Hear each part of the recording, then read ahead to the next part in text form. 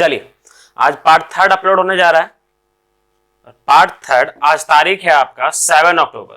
ठीक है, आज तारीख क्या है आपका 7 अक्टूबर। इससे पहले 2 वीडियो बन चुका है, जो लोग नहीं देख रहे हैं वो 2 वीडियो पहले देख लिए। ये रेगुलर वीडियो चलेगा, हर दिन चलेगा आपका, जब तक जीडी का एग्जाम आपका फाइनल हो नहीं जाता है तब तक आपका चलते रहेगा। ठीक है, चलिए टाइम वेस्ट नहीं करते हैं, चालू करते हैं पहला नंबर क्वेश्चन से।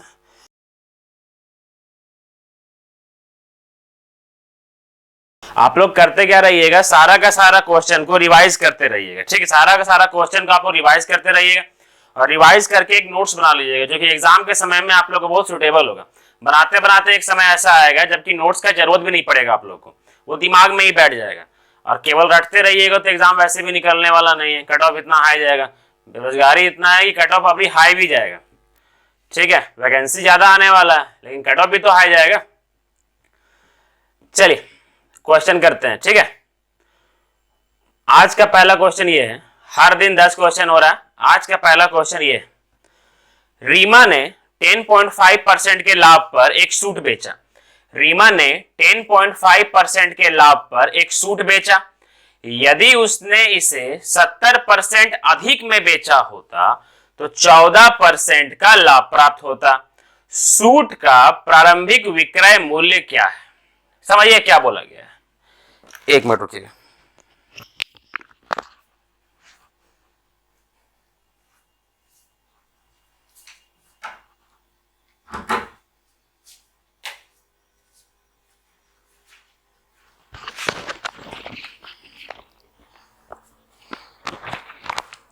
देखिए क्या बोला गया है। रीमा है ना, समझिएगा।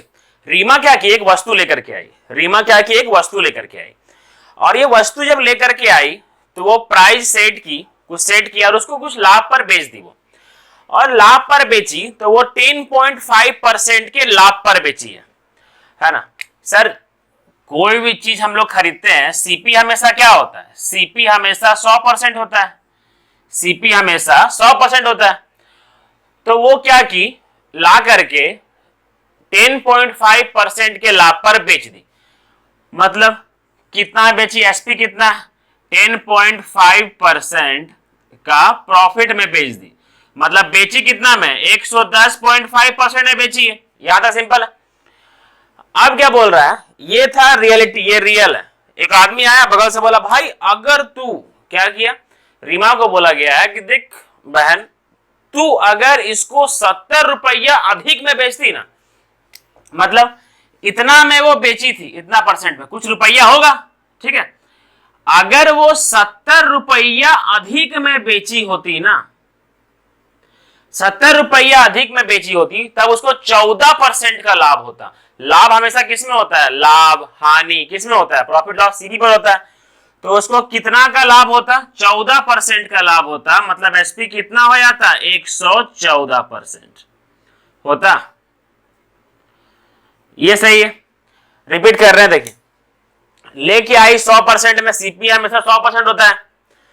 शुरुआत में 10.5% के लाभ पर बेची तो एसपी कितना हो गया? 110.5%।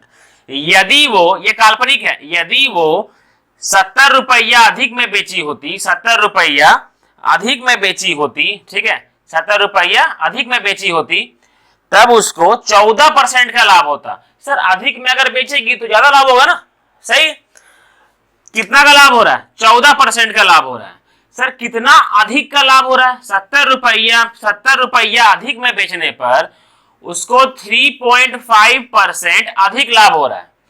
इसका मतलब सर ये 3.5% बराबर ही क्या है मेरा? 70। 3.5% बराबर ही मेरा क्या है? 70। हमको यहाँ एग्जाम में 2-3 क्वेश्चन पूछ सकता है। सर 2-3 क्वेश्चन कौन कौन सा पूछ सकता है? पहला क्वेश्चन पूछ सकता है, बताइए सीपी क्या है? सीपी का मतलब 100% निकालना है। अगर ये बोला जाए बताइए एसपी क्या है, तो 110.5% निकालेंगे। हम लोग को यहाँ बोला गया है कि सीपी निकालने के नहीं बोला गया, बोला गया है विक्रय मूल्य, मतलब एसपी निकालने के लिए बोला गया है। इसका मतलब निकालना है हम लोग को इतना परसेंट। 1% निकाल लेते हैं, ये गया 0, 35 दूनी 70। सर 1% कितना आ गया? 1% आ गया मेरा 20। सर 1% अगर 20 आ गया, निकालना कितना है हमको 110%, 110.5%, 110.5 इंटू 20, ये से ये गया, कितना आ गया मेरा 10/22, ठीक है। कुल मिलाकर के एसपी कितना आ गया 2210, मतलब 2210, ये आ गया मेरा फाइनली एसपी, ठीक है। और सीपी क्या आता है, 100% निकालते हैं, 20 इंटू 100 2000, ठीक है, 2000, 2000। सर कुछ भी एग्जामिनर दे सकता है, मेनली ज्यादातर सीपी देता है, कभी कभी मूड खराब हो उसका तो एसपी दे देता है, और आप लोगों को दोनों सीखना है, ना कि एक ही सीखना है, ठीक है। चलिए समझ में आया, कीजिएगा क्या, अगर इस सर में डाउट लगता है ना तो एक बार अपना कमेंट में कुछ छोड़ दीजिएगा, ठीक है, तो हम बता देंगे कि दोबारा अगर रिपीट करना होगा तो हम रिपीट कर देंगे, नेक्स्ट क्लास में इसको और भी अच्छे से रिपीट कर देंगे हम, ठीक है। चलिए नेक्स्ट क्वेश्चन करते हैं। नेक्स्ट क्वेश्चन है आपका वोटिंग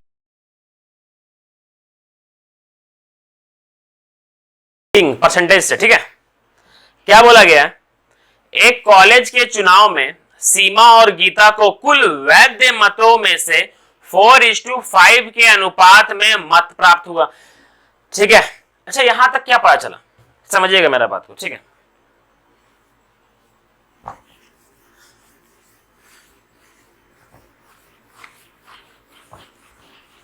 देखिए सर यहां तक क्या पता चला कि एक कॉलेज के चुनाव में दो लड़कियां हैं, सीमा है और गीता है, कुल वैध मतों का, यहां पे वैध मत दिया है, इसका मतलब कुछ ना कुछ वोट अवैध भी हुआ होगा, इसका मतलब कुछ ना कुछ वोट क्या हुआ होगा, अवैध भी हुआ होगा।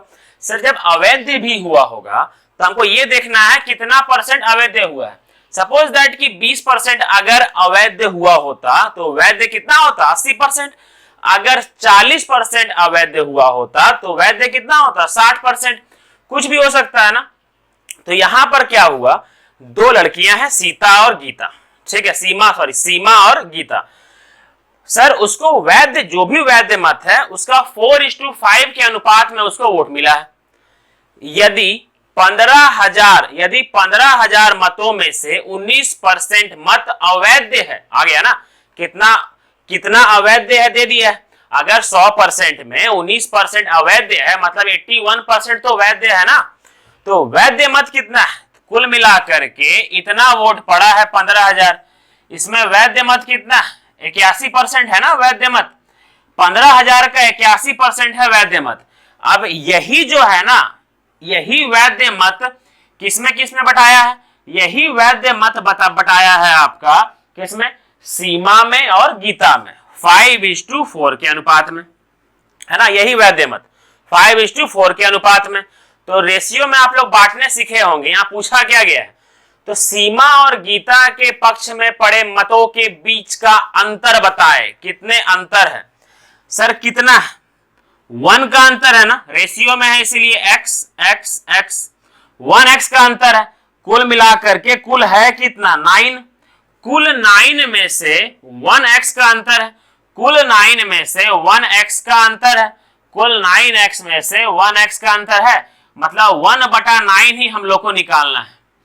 कुल 9 में से 1 का अंतर है, सर ये x x x x चल जाता है, सॉल्व कर देंगे आंसर आ जाएगा। ये गया कितना बार में, ये गया 9 बार में, 15 9 135, और ये कहा गया, ये 0 1350। अब एक एक करके मत निकालने लगिएगा, ये 5 ये 4 फिर माइनस, निकल गया एग्जाम, फिर इस तरह कीजिएगा। तो तरीका सीखते रहिए, तरीका कि हम कर कैसे रहे, 1000 क्वेश्चन करवाएंगे तो इस तरह से बहुत सारा मिलेगा आप लोग को, ठीक है, अभी बहुत सारा क्वेश्चन मिलेगा इस तरह से आप लोग को, एक एक करके करते जाइएगा तो समझ में आते जाएगा, ठीक है। एक सेकंड,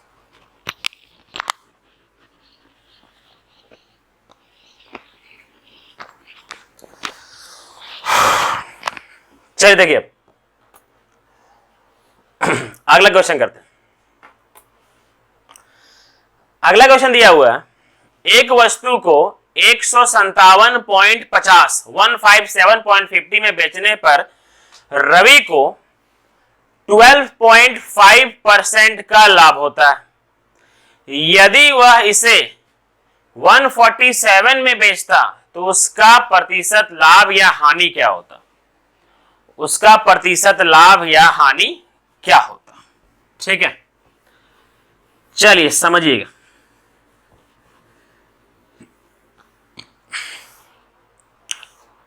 प्रॉफिट एंड लॉस का क्वेश्चन है।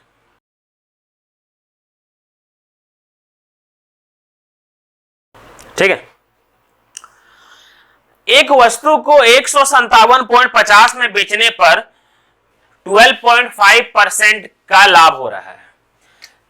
सर 12.5% का फ्रैक्शन वैल्यू 1/8, मतलब 8 का 12.5% क्या 1, मतलब ये होता है मेरा सीपी और ये होता है मेरा चेंज। 8 में 1 का चेंज क्या प्रॉफिट हुआ है ना, तो सीपी कितना 8, एसपी कितना 9। ये सही है, बढ़ा गया। प्रॉफिट में क्या करते हैं प्लस करते हैं, तो बढ़ाया गया, ये हो गया। सर यही एसपी दे दिया है मेरा, यही एसपी दे दिया है 157.50। हम लोग को ये निकालना है, सीपी निकालना है। ठीक है, तो सीपी निकाल देंगे क्या, ये कितना गुना है सर, ये 9x1 कितना बचा है यहाँ पे 6, 1750 कितना हो जाएगा मेरा 17। देखिए समझिएगा, 9x इज इक्वल टू 15750 है। ये गया आपका 1 बार में, ये 6 बचा, 7 बार में 63, 4 बचा 0.50। सही है सर, 17.50 आ गया x बराबर। हम लोग को निकालना क्या है 8x निकालना है ना, तो 8 को मल्टीप्लाई करेंगे किससे, इससे। समझ में आया। अब जब इसको इससे मल्टीप्लाई करेंगे 17 और 5 कितना 140, कितना आ जाएगा मेरा 140। ठीक है, अब मल्टीप्लाई करते रहिएगा जी, हम लोग डायरेक्ट कर दिए। ठीक है, देखें यहाँ 140। सर सीपी कितना आ गया मेरा, सीपी आ गया मेरा 140। बोला गया यही सामान को अगर 147 रुपया में बेचे तब कितना परसेंट का लाभ या हानि होगा। सीपी मेरा ये है, अब बेचना है उसको कितना में 147 में, अब 147 में उसको बेचना है तो कितना का सर 140 का 10% 14, 5% 7 का ही ना लाभ हो रहा है। इसका मतलब प्रॉफिट कितना परसेंट है मेरा 5%। प्रॉफिट कितना है मेरा 5%। बस यही करना है।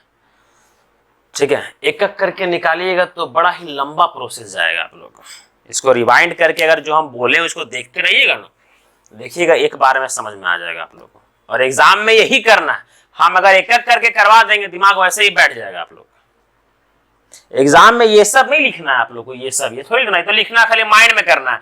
1/8 8 9 9 इतना, ये 8 ये 140, ये सब माइंड में करना है आप लोग को।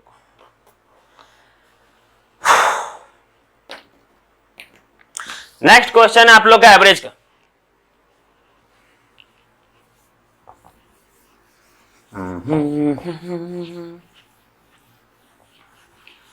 चलिए पर डे देखते रहिएगा ना, कम से कम नहीं तो आप लोग का जब जीडी का एग्जाम होगा ना, जीडी का जब एग्जाम होगा तो देखिएगा एकदम अच्छा स्कोर कीजिएगा। बड़ा अच्छा वैकेंसी आने वाला है इस बार।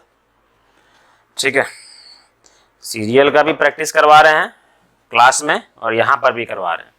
ठीक है, चलिए अगला एवरेज का दिया हुआ है आपका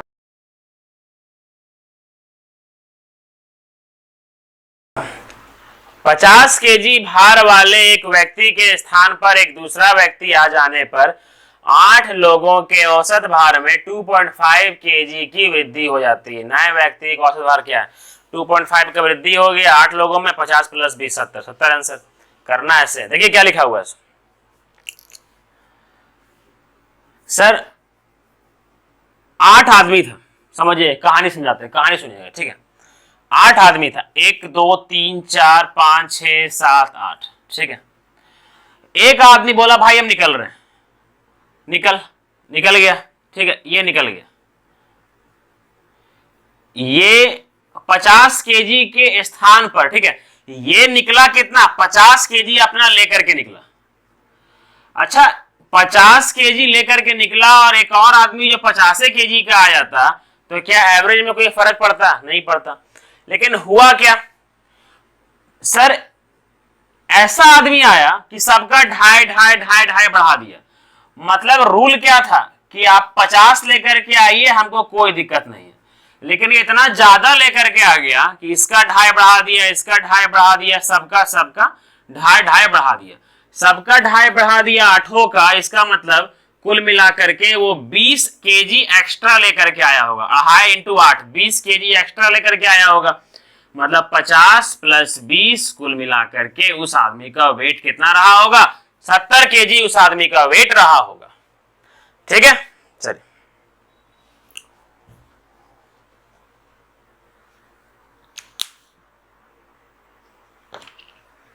नेक्स्ट करते हैं। नेक्स्ट है आपका टाइम स्पीड डिस्टेंस का। निहायत सिंपल क्वेश्चन है, कभी कभी दे देता है एग्जामिनर। ठीक है,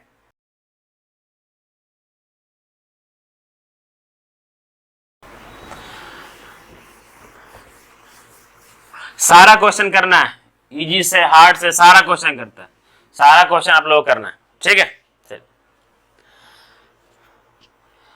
45 किलोमीटर प्रति घंटा की चाल से चल रही एक ट्रेन एक घर को 12 सेकंड में पार करती है।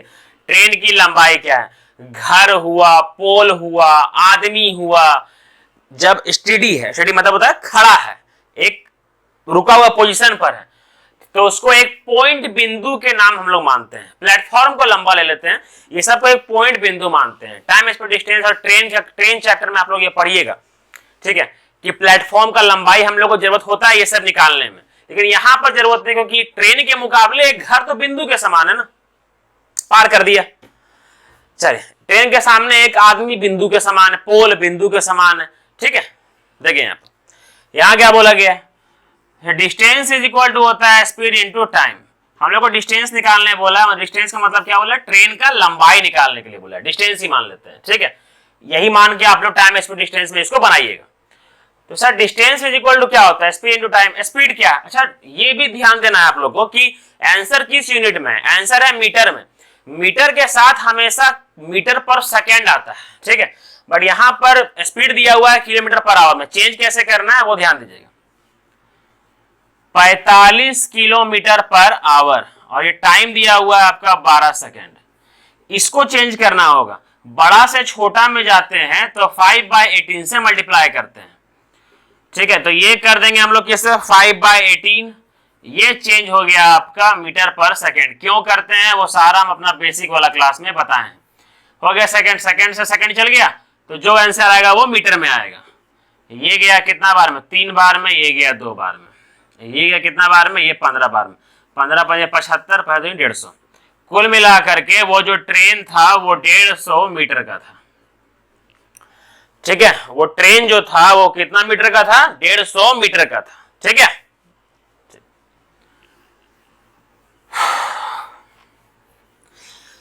रीजनिंग, जीएस, ये सारा काम अपलोड करेंगे। अपना क्लास की जो ऑफलाइन टीचर है ना, वो सारा काम अपलोड करेंगे, तो वो भी आप लोग का अपलोड होगा। ठीक है, वो भी क्या होगा? वो भी आप लोग का अपलोड होगा। बस के लिए साथ बने रहिएगा। ठीक है, और चैनल को आप लोग सब्सक्राइब कर लीजिएगा, समझे? सब्सक्राइब कर लीजिएगा और बेल आइकन प्रेस कर दीजिएगा, तो होगा क्या है कि जो भी नोटिफिकेशन आप लोग का आते रहेगा। रीजनिंग, जीएस, मैथ, सारा का सारा होगा। सारा का सारा एक अच्छा सा वीडियो प्लेलिस्ट बना करके हम दे देंगे। पर डे होगा, बस देखते रहिएगा आप लोग। आगे दिया हुआ है 5 आगे है आपका एवरेज का।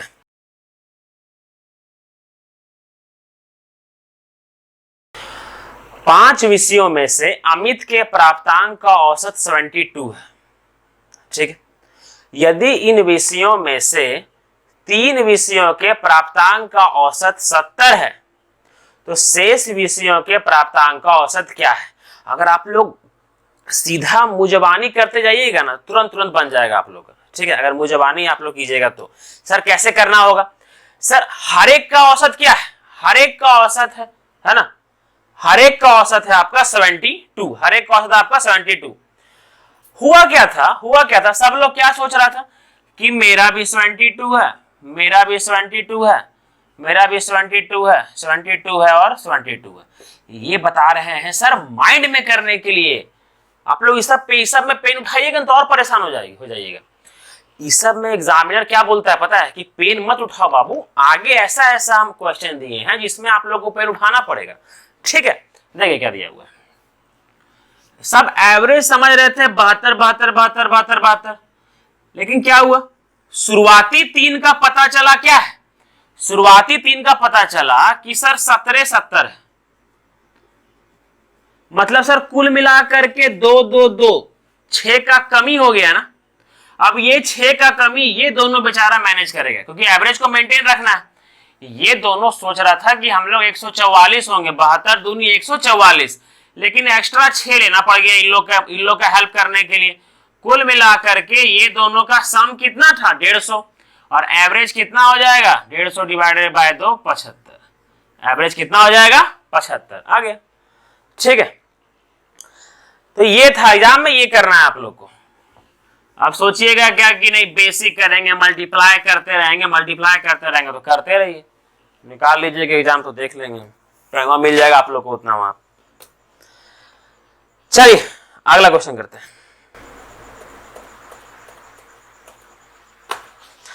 अगला क्वेश्चन है आप लोग का टाइम एंड वर्क का।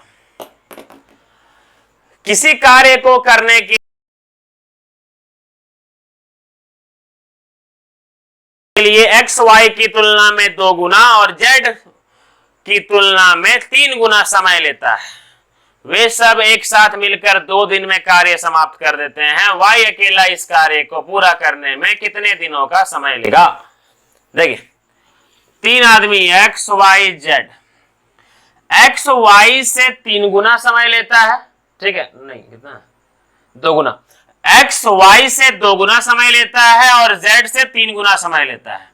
एक डाटा आप लोग को ये माइंड में करना पड़ेगा। सर एक काम करते हैं, ये 6 3 और 2 रख देते हैं, आ गया।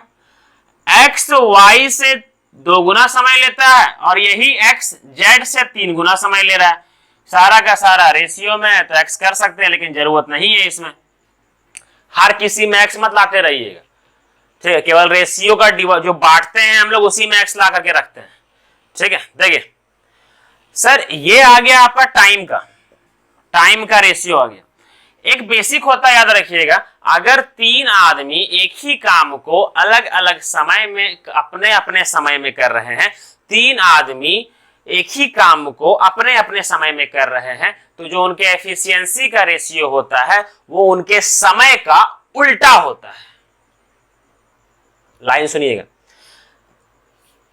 कुछ आदमी बेसिक बता रहे हैं, कुछ आदमी एक ही काम को अपने अपने दिनों में कर रहे हैं, तो उनका जो एफिशिएंसी होता है, क्षमता होता है, वो उन्हीं के द्वारा लिए गए समय के उल्टा होता है, अपोजिट होता है। कैसे सर, देखिए तो एफिशिएंसी ये तो उल्टा हो जाएगा 1/6, 1/3, 1/2। फ्रैक्शन को हटाने के लिए क्या करते हैं, एलसीएम लेते हैं 12, तो ये आ गया मेरा 2, ठीक है, ये आ गया मेरा 4, ये आ गया 6, ठीक है, ये आ गया मेरा 2, ये आ गया मेरा 4 और ये आ गया मेरा 6। यहां तक क्लियर है। तो सर ये आ जाता है मेरा क्या, एफिशिएंसी, ये आ जाता है मेरा क्या, एफिशिएंसी। और देखिए सर ये 12 इसके लिए भी था, ये 12 इसके लिए भी था, ये 12 इसके लिए भी था, ऐसे ही नहीं कर दिए हम। ठीक है, चलिए आगे क्या बोला गया सर, और भी इसको काट सकते हैं ना, कितना में 1, ये 2 और ये 3 में। समझ में आया सबको ये वाला। देखिए क्या बोला गया, ये डायलॉग ऑफलाइन वाला बोल दिए, अचानक पूछते हैं ना कि सबको समझ में आया। ठीक है, देखिए अब क्या बोला गया, तीनों मिलकर के कार्य को, तीनों मिलकर के अगर काम करें तो 2 दिन का समय लेते हैं। तीनों मिलकर के पर डे कितना काम कर रहा है, 3 2 5 और 1 6। तीनों मिलकर के पर डे 6 काम कर रहा है, 2 दिन में कुल मिलाकर के 12 काम किया होगा, है ना। कुल मिलाकर के ये लोग 12 काम किया होगा। टोटल वर्क कितना है मेरा, 12। बोला गया है अगर केवल इस काम को y करे तो k दिन लेगा। y पर डे कितना काम कर रहा है, y पर डे 2 काम कर रहा है, तो 12 काम करने में 6 दिन लेगा। हो गया 6 दिन, आंसर आ गया 6 दिन। समझ में आया? देखिए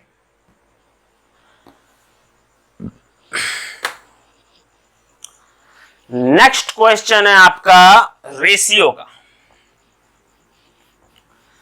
नेक्स्ट क्वेश्चन है आपका रेशियो का, ठीक है। हाँ, क्या दिया हुआ है?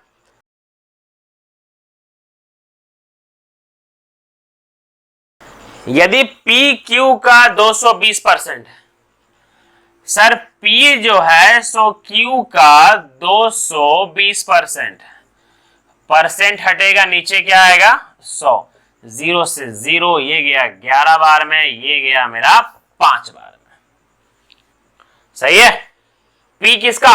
क्यू का, इसलिए क्यू को नीचे रखें, पहला क्लास में बताए थे पार्ट 1 में। पी क्यू का 220%, ठीक है यहां तक।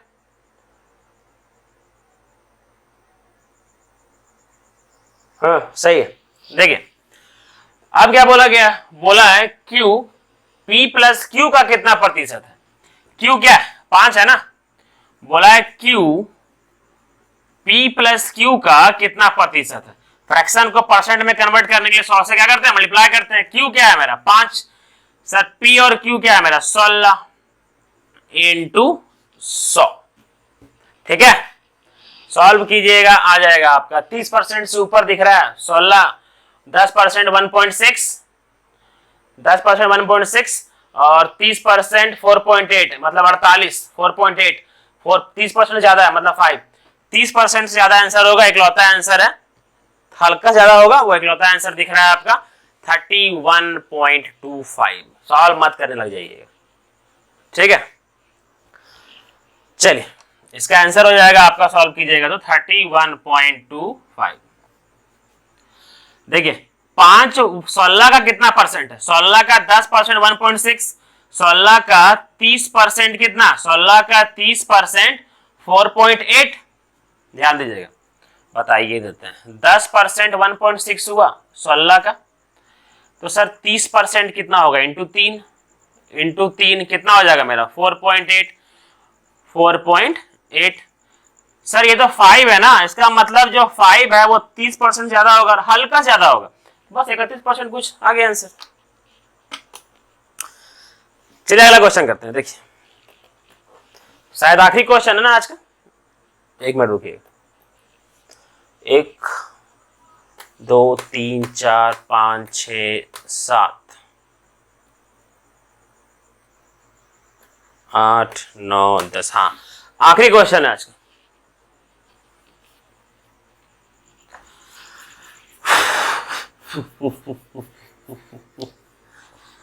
चलिए देखिए अगले क्वेश्चन करते हैं।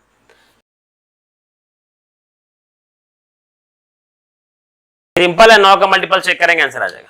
कैसे बोला गया है सुनिए, 5 अंकों की वह छोटी से छोटी संख्या को ज्ञात कीजिए जो 18, 21 और 24 से पूर्णतः विभाज्य है। ऑप्शन भी लिखेंगे, सब लिखेंगे, सब बताएंगे। देखिए पहला नंबर ऑप्शन दिया हुआ है आपका 10,060, दूसरा दिया हुआ है आपका 10,080, तीसरा दिया हुआ है आपका 10,288, 86,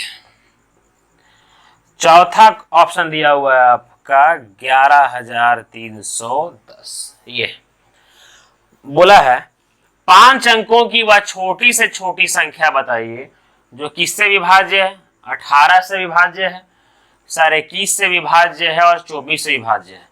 मतलब ये चारों में वो कौन सा नंबर है जो ये तीनों से विभाज्य है, तीनों से कट रहा है। सर 18 से कटने के लिए क्या चाहिए, 9 और 2, 18 से वही नंबर कटेगा जो 9 से भी कटेगा।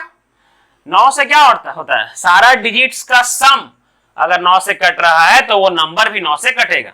6 और 1 7 नहीं कट रहा है, 8 और 1 9 कट रहा है, 8 2 10 और 7 17 नहीं कट रहा है, 3 4 5 6 नहीं कट रहा है।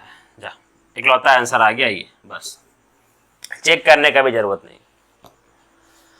समझ में आया? बेसिक करने की जरूरत नहीं, ऐसे ही एग्जामिनर आप लोग को ऐसे ही देगा और ऐसे ही करना है आप लोग को। चलिए पार्ट 3 हुआ आज कंप्लीट।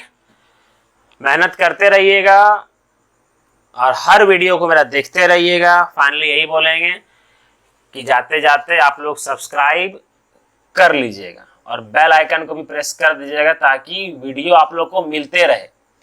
मेरा मेन काम है आप लोग को वीडियो देते रहना, ठीक है। मेरा मेन काम क्या है, आप लोग को वीडियो देते रहना। हम अगर पर डे 10 क्वेश्चन करवा रहे हैं तो ये आप लोग का भी फर्ज है कि उसको कम से कम 10 लोग को दिखाना, समझे। चलिए नोट्स बनाइएगा आप लोग अच्छा से। फाइनली जब आप लोग का 500 क्वेश्चन तक हो जाएगा ना, उसके बाद फिर नोट्स बनाने का आप लोग को जरूरत नहीं पड़ेगा।